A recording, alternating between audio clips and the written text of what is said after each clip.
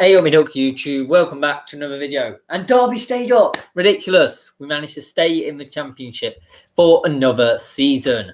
Thank goodness for that. I could not have lived with us being in League One. Welcome back to another video. In today's video, I will be looking at, and you will be listening to, hopefully, which manager I think should have been sacked, should now be sacked, or should have remained in their job when they were sacked. I will be looking from Premier League to League 2, but please let me know if you want me to do a National League and National League North and South. This, but that's slightly harder for me to find out. But yeah, let's get into this. The first person I've got on this list who was sacked was Frank Lampard. But I think he should have stayed in the job. The form of Chelsea was iffy, I have to admit. But when however, he's just progressed through the FA Cup and paved the way, really, for them to reach the final. Which, let's face it, they could well win it. It's them versus Leicester. And it could mean that Chelsea get silverware this season. In that run, they may have lost against Leicester, but they also beat Fulham and drew against Aston Villa. So these aren't bad results. They also lost against Manchester City, but that's to be expected this season. They've won the league pretty much. Therefore, I believe it is incredibly harsh that he had got dismissed. My first manager I want to see being sacked, and I'm surprised he's still in a job, is Steve Bruce. I know the problem lies within the owners at Newcastle, but they shouldn't be in a relegation dogfight with the likes of Fulham and West Brom. His tactics aren't inspirational and his style of play is boring. But furthermore, he's lost 5 games on the trot in January. And it wasn't as if they were big teams. No, they were Leicester. Okay, Leicester is hard. But Sheffield United, they're relegated and had a dismal season. Arsenal, mid-table side, could have probably got a point out of that. I'm not expecting you to win every one of these games, but at least accumulate some points. Aston Villa and Leeds United are also mid-table. So not to pick up a single point from that, I think that's a criminal. And I believe it is a sackable offence. Yeah. Chris Wilder should have definitely gone. Not even doubt, to be honest. To be on that bad of a run at the beginning of the season, meaning they had no chance of recovery. I mean, just look at the results. They lost 8 games in a row. And it's just so bad. He even made the 2007-8 Derby County look good, I'm not going to lie. He seemed to have lost the dressing room, and the only hope of survival was to sack him. I would have also said Paul Heckingbottom, but he did beat Brighton, so I suppose. And he had a bit of a poison chalice, didn't he, when he came in? Ralph Hasenhüttl, I think, should be in sack. Okay, you've lost 9-0 once. We'll forgive you. Wait, you do it again next season, and that's in a run of 6 straight losses. How he has kept his job is beyond me. It's not as if this time they are comfortably mid-table like last season, when they recovered, but now they're only really able to stay afloat because of how bad the other teams have been this season, really. Jose Mourinho definitely should have kept his job, though. What sort of club does Spurs think they are? They can sack one of the greatest managers in the world right now. It was a game before the EFL Cup final, which, if they had won, would have been their first silverware since 2008. Yes, they had a bad February, but that was only a wobble, and they would have finished either just sort of a Champions League or even in the Champions League places. Instead, they replaced him with a relatively unknown manager and hope they'll get into the Europa League. It's a joke. Slaven Bilic, I think, should have stayed in the job, to be fair. West Brom should have known from the start that they would be in a relegation scrap, as they less than convincingly reached the Premier League in the first place. They should have at least had a bit of faith in Bilic. He actually got sacked after they drew 1-1 with Manchester City. Just repeat that to yourself. They drew it against the champions of England, and he got the sack. Yes, Allardyce was a good replacement, but he will leave the club if he sees that it's mathematically impossible to stay up, just so his CV remains in check. Down a level now to the Championship, and I think Gerard Struber should have stayed. I don't know. I know that he didn't get the sack necessarily. He chose to go to America, but he put the foundations in place for where Barnsley are now, and Ishmael would be nowhere without him. It's like the Pearson situation at Leicester when they won the title, with Ranieri getting the credit for winning the league, but everything was already in place, and he just had to kind of sit back and watch. I think Aitor Karanka should have stayed. I mean, it's quite a controversial decision. Personally, I think unless things are going desperately wrong, the manager should keep his job. That's what I believe about Karanka. It has massively improved, though, since he's gone. But how do we know that this isn't just a new manager bounce and we're going to be in the same trouble next season? I think the problem with Birmingham lies within the lack of backing, and therefore Karanka hasn't been able to fulfill his job to see his full potential. But I can see why he was sacked. I just don't think he should have been. Tony Mowbray, though, should have been sacked. At the beginning of the season, if you looked at my predictions, I said that Blackburn would be in the playoffs. And I still believe that they had the team to do it. I mean, the problem clearly lies in the management, as he can't seem to motivate his players. And above the bottom end of mid-table, we have one of the best players in the league, of Adam Armstrong. I think he certainly scored a hat-trick just for fun for the other game. But that run in February, that was awful. They lost against the likes of QPR, Lancashire rivals Preston and Forest. And he just shows that he isn't the right person for the future of their club. And I don't see how he is still in the job. Jason Tindall, I don't think will be sacked, and I think this will come back to haunt them, honestly. If they fail to get promoted via the playoffs, they may have a few more years fighting it towards the top, but sooner or later they'll end up in a relegation fight due to the wasted finances on players and sacking managers. This is just the start. Woodgate will do fine until the end of next season, when they'll miss out on an automatic and get knocked out of semi-finals, losing to someone like Fulham. And he would get sacked to be replaced, and then they'll probably reach the playoff final, but by that time the memory of Premier League football has long gone, and they'll then decline and struggle. I mean, Derby County have experienced this, and so have many other Championship teams who have failed to get to the top due to constantly chopping and changing managers.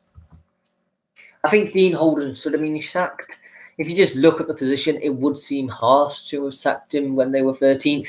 However, they had just lost 5 in a row, and went on to lose another until Holgate came in and sort of steadied the ship. If Holden remained, I believe they would have been in serious trouble and could be in a very similar situation as Derby was just in, with only staying in the skin of their teeth.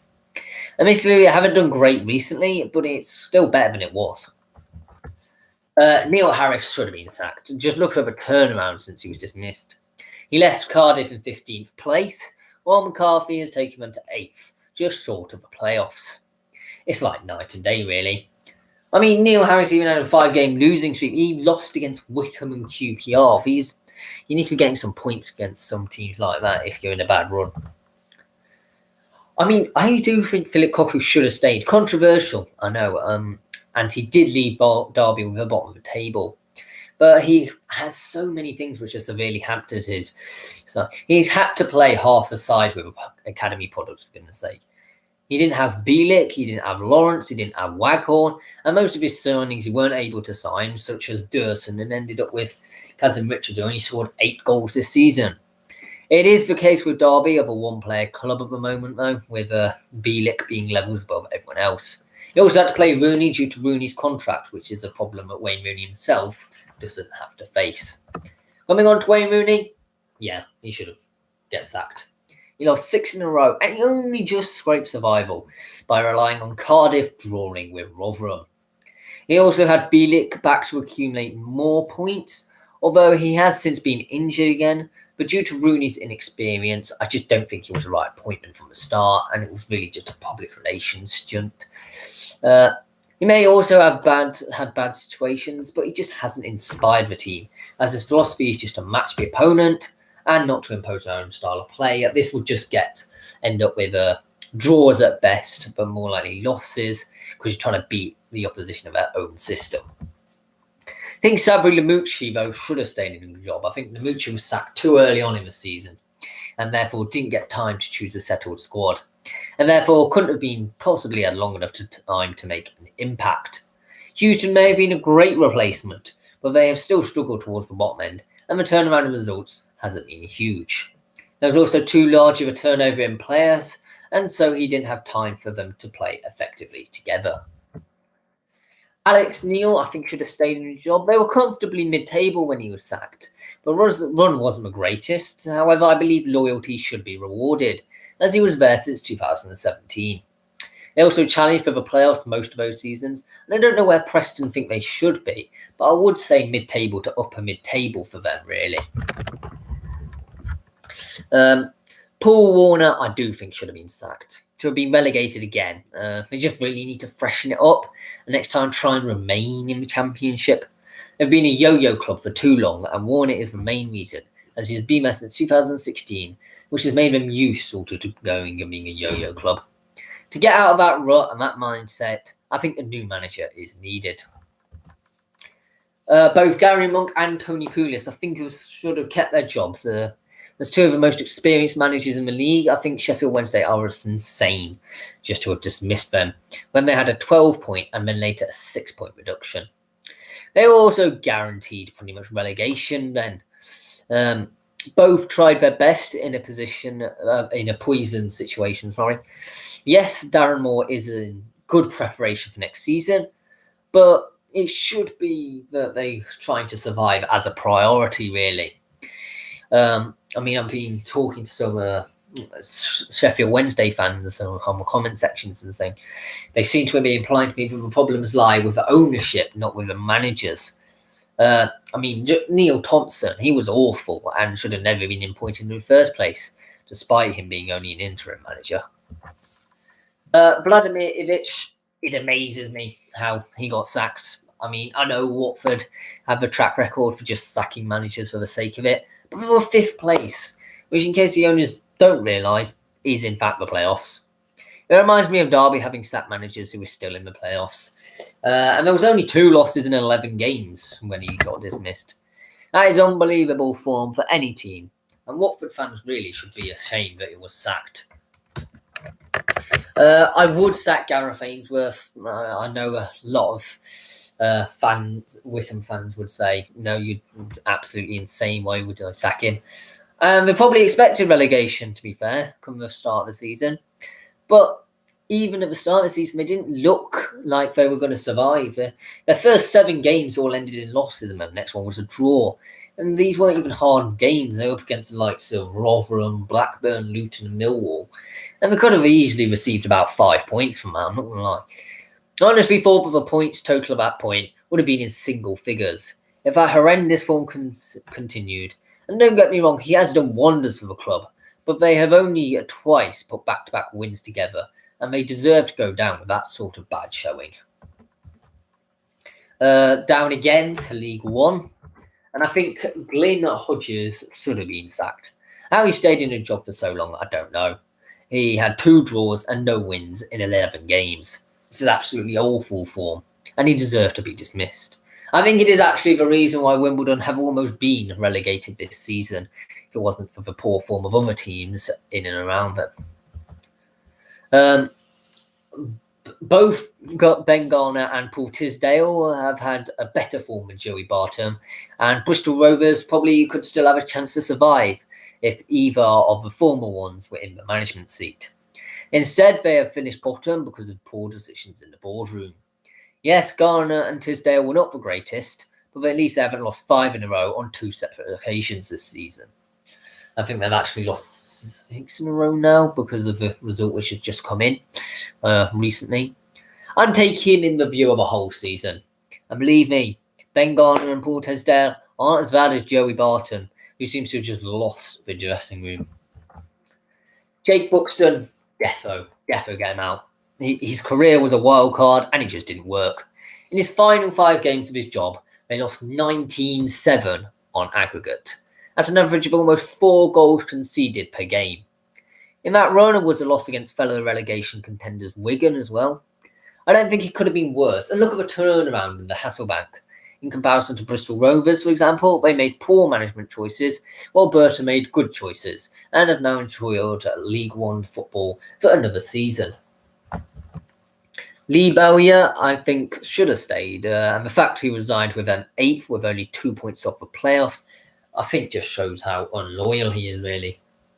I don't know if he was forced to go, but he should have remained and reaped rewards of a promotion like he did in 2019. Instead, Charlton sort of dropped off a bit. He was also strongly dedicated to the club before, having managed there 3 years. They were also 4 games unbeaten in the league, and he also moved to Birmingham, which is a club not in the greatest shape at the moment. But he has worked wonders there, but I just feel like he snaked Charlton out, really. Darren Moore, I think, should have stayed at Doncaster, and Doncaster may well have got to the playoffs at that point. I know we moved to Sheffield Wednesday, but look where that has ended up with him gaining a relegation on his CV.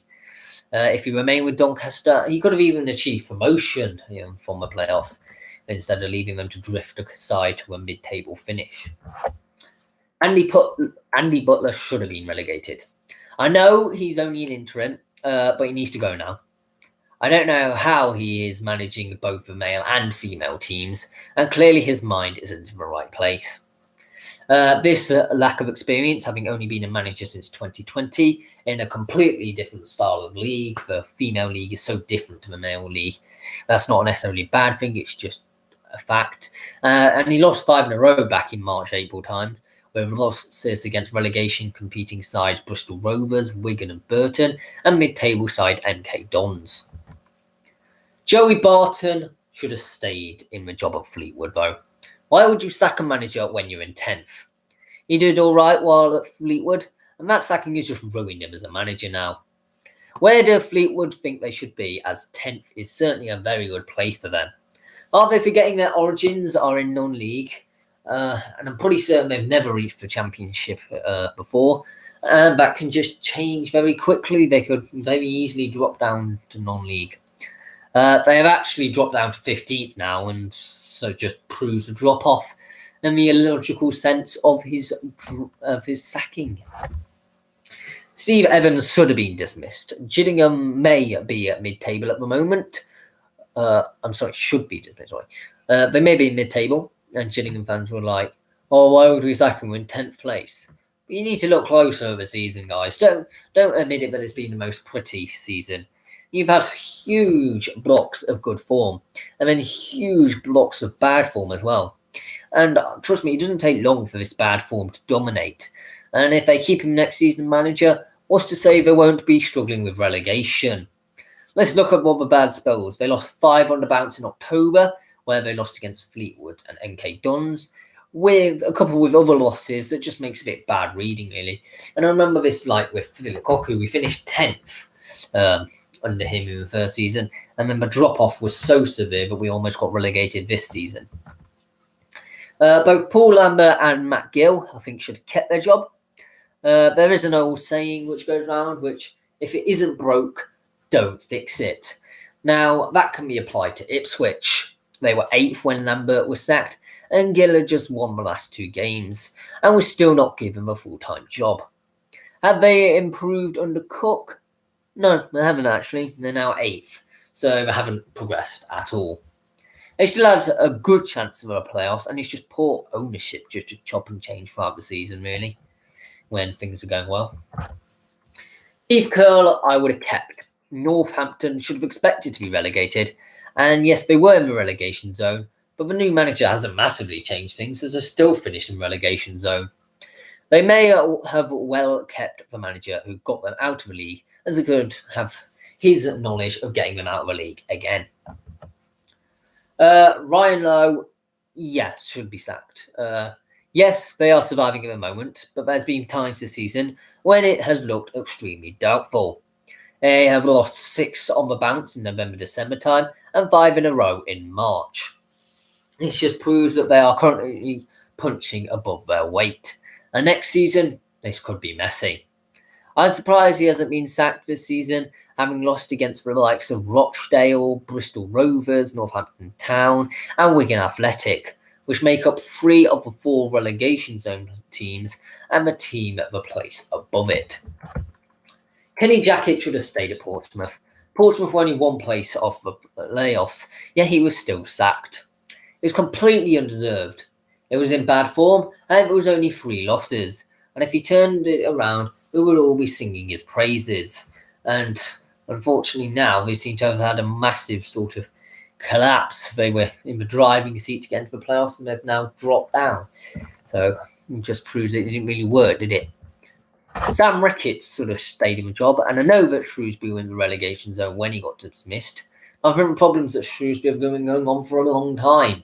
They've always just been clinching onto survival, and it could have well ended in survival even if he stayed in charge.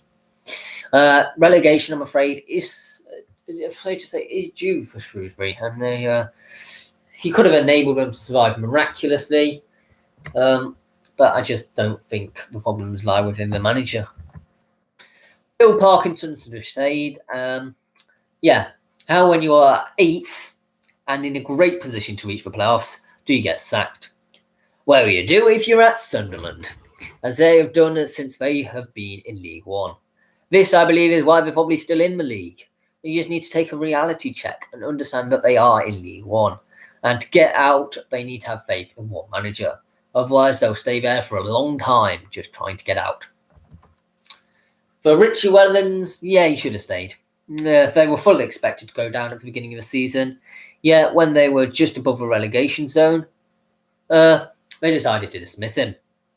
I don't think he actually did get dismissed, did he? I think he chose to go to Salford. But I can't see why you would take the step down, to be fair. I think now Salford have actually missed out on the playoffs again. In many years, they've bottled it, haven't they? John Sheridan should have been dismissed. When he came in, things just went wrong, and they are now relegated. Losing against Burton, Rochdale and Wimbledon in 5 losses on the bounce has just ruined their chances of survival. When he resigned, they were bottom of the league, just showing the drop-off. However, he should have never left Wigan. Although they were bottom, they were essentially started the season with a whole new squad, and if he had a few matches longer, he could have ended up with good form, with him surviving comfortably instead of 1 point, but it eventually was. Now, my final one I'm going to do is League 2, although tell me if you want me to do National League and National League North-South. I think David Dunn should have been dismissed. He wasn't a manager who took them up, and he didn't have long enough of a pre-season, but just being 21st, that really isn't good enough, as they shouldn't have just resigned to the fact that they were doomed for relegation from the start, and lost against mid-table sides Oldham, Crawley and Scunthorpe, which ultimately probably led him to being sacked. I think Michael Jolly, though, should have stayed in, because however, saying all that, Jolly should have stayed, and I would have given him one more game, just one more, to see if he could have turned the form around. Furthermore, they were set on a bad track to begin with under Dunn. I know that Barrow are highly likely to be relegated, So if they didn't have a bad track to begin with, Jolly wouldn't have done so bad. Stuart McCall, I would have sacked. He literally took them to almost relegation, with him getting dismissed in 22nd. When he was sacked, they had just lost their 5th match on the bounce, with losses against the likes of Leighton and Oldham. They had only won 3 games in 3 months. Mark Truman and Connor Sellers should be sacked. Bradford should be playoff contenders, and now they are in mid-table. At least they managed to get into mid-table, but the current form is awful, with clearly cohesion with Truman and Sellers having broken down, and the results have shown that. They haven't won since the 10th of April, to be there. I fear for them next season if they stay in the management department. Steve Bull should have stayed. They were still going to survive, and he also got the sack, having only lost the last 2 games. Literally a week later, they gained a win, and at that point, it's pretty much the previous manager who's still in charge until the new philosophy can be fully implemented. They also dismissed the interim, even though they weren't getting worse. For this reason, they won't be promoted anytime soon. Mark Cooper also should have stayed in the job. Why have they sacked a manager when they were in the playoffs and comfortable at that? They are now worse off, having lost against Barrow, and are only 2 points still in the playoffs. They could have waited until they dropped out of the playoffs before they dismissed him. Ian Holloway shouldn't have been sacked. So he's one of the best managers at this level, and has been sacked. If there was one manager who could get Grimsby out of the problems they are in, it would be him. They'd literally just beaten Scunthorpe 4 days previously. Furthermore, they were in 20th, so could well have survived. However, they committed suicide pretty much by sacking Holloway, with them now finishing bottom of the league. Holloway has been promoted from both League One and the Championship before, so he's very experienced and does know what he's doing. Ross Embleton, I would have kept him. I was forgetting that Leyton Orient was a non-league club in 2018-19. However, they were in 14th when he was sacked. But a mid-table finish should be just good enough for Leyton. It really hasn't changed that much since he's left. I think they're now in 11th. Graham Coughlin should have stayed in. They weren't in relegation zone at the time of his sacking. And yes, since Clough has come in, they have improved. But they have mainly had draws in his tenure, of Graham Coughlin's tenure, and therefore shouldn't have sacked him, as it didn't take really long for these draws to turn into wins. Although I didn't watch the game, so I don't know how much they were in the games, to be fair. Harry Kewell should have stayed. The season has been inconsistent, but we are talking about Oldham here, who were last in League One in 2017-18, and they have now stagnated, with them almost being dragged into a relegation. Well, we almost were relegated, last season. The position of 16th, to be fair, in comparison, isn't actually that bad. You're just drawn a game against Southend, and they're not going anywhere this season. And if Kewell had been dismissed earlier, they could have been relegated. They have now dropped down to 18th. This just proves it wasn't a good decision. Don Askey should have been dismissed. When he was dismissed, they were in 17th. And last season, they were in 8th. And looked poised to be playoff contenders. Definitely, probably even in the playoffs. Considering they had the same squad. So the fact they were battling with relegation is absolutely dismal. It has improved considerably since he's left, with them now in 13th. And they have survived comfortably. Graham Alexander and Richie Williams should have both stayed in the job. So Alexander got the sack with them 5th, with a chance of them gaining promotion, or at least playoffs looked certain. And for that reason, he shouldn't have been dismissed. They ain't even lost a game since the season started. There's some gobsmacked that he was sacked. Wellens also left the club in a decent position, with them in 9th, only a handful of points short of the playoffs. They haven't improved in the position since he left, just proving how useless the dismissal was, only to bring in the big name of Bowyer in. Or Bowyer, sorry. Neil Cox really should have been sacked. Scunthorpe have survived by the skin of their teeth, which really shouldn't happen. They've lost 5 in a row in 2 separate occasions this season. They have lost against Mansfield and against Walsall in those runs, and he clearly is too inexperienced, with his only management as an actual proper manager spell coming at Leek Town. He clearly isn't made out for management, and he could have been sacked on 2 separate occasions this season. I think Mark Molestley could have been, or should have been, sacked. Yes, when you lose 6 in a row, you should be sacked. I single-handedly blame him for their relegation. The results have improved, but he got sacked a little too late. He lost crucial games against Oldham, Port Vale and Bradford. That's why Phil Brown hasn't really been able to turn it around. I think Mike Jackson should have stayed in the job. I don't think they should have sacked him. They were still in a comfortably surviving, and it was his team that paved the way for their playoff finish.